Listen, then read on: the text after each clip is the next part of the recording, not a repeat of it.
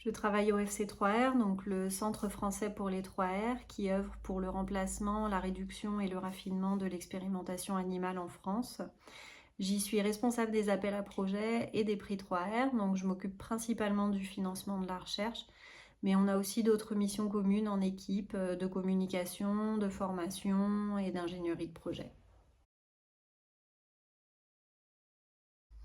Notre travail est de faire en sorte que moins d'animaux soient utilisés dans la recherche et qu'ils le soient de façon plus respectueuse et plus éthique.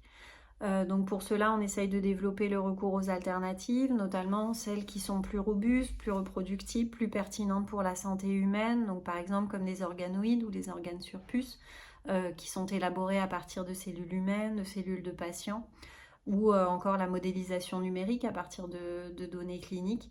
Et donc, pour promouvoir tout ça, on a plusieurs actions, du financement de projets, des offres de formation, de la communication sur tous ces sujets et l'accompagnement des chercheurs pour l'optimisation de la conception de leurs projets de recherche.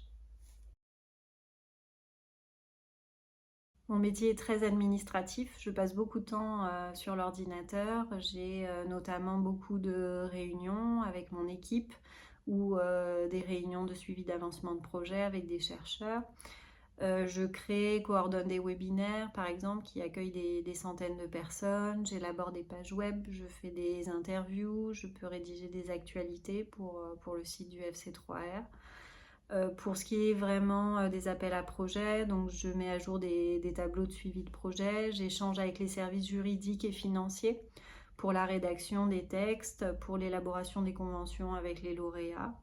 Et je participe aussi à des groupes de travail nationaux et internationaux sur des thématiques variées. Donc les méthodes alternatives, les NAM, la reproductibilité, le replacement. Et je me rends aussi régulièrement dans des congrès pour présenter nos travaux.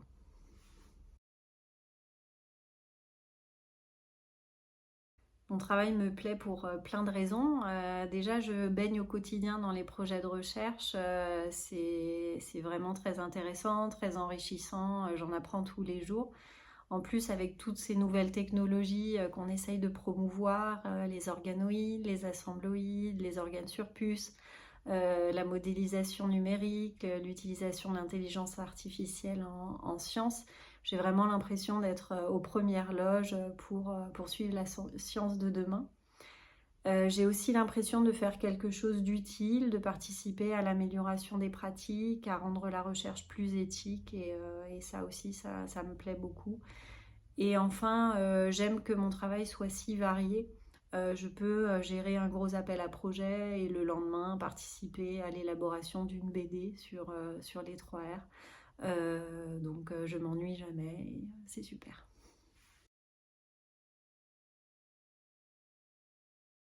Notre mission est d'essayer de changer les habitudes en recherche, donc il nous arrive de rencontrer des réticences, de l'incompréhension de la part des chercheurs.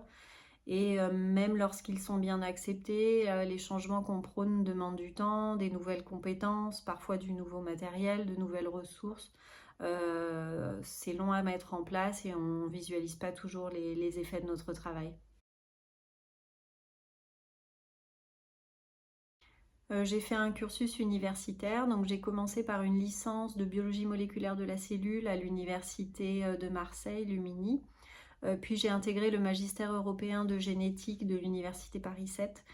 Et enfin, j'ai fait une thèse en biologie moléculaire et cellulaire du développement à l'université Paris 6. J'ai eu un parcours de recherche assez classique. Après ma thèse, j'ai fait un premier postdoc en recherche fondamentale et puis un deuxième dans un domaine de recherche plus appliqué. Donc entre mes stages de master, ma thèse et ces deux postdocs, j'ai une expérience de presque 15 ans dans la recherche. Faire des manips, des demandes de financement, soumettre des articles, présenter en congrès. Et je pense que c'est indispensable pour mon métier, pour comprendre le quotidien et les problématiques auxquelles sont confrontés les chercheurs qu'on accompagne.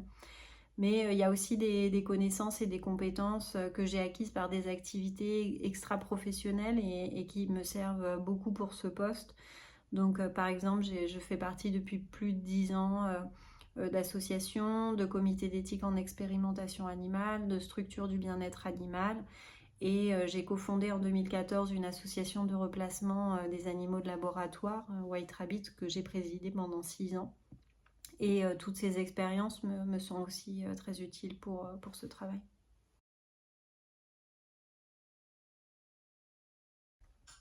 Le FC3R a été fondé en 2021 suite à la loi de programmation de la recherche sous la forme d'un GIS, donc un groupement d'intérêt scientifique, et pour une durée de 5 ans. Donc actuellement, ce n'est pas une structure pérenne. Notre équipe est constituée de personnes qui étaient déjà titulaires et d'agents comme moi qui sont en contrat à durée déterminée.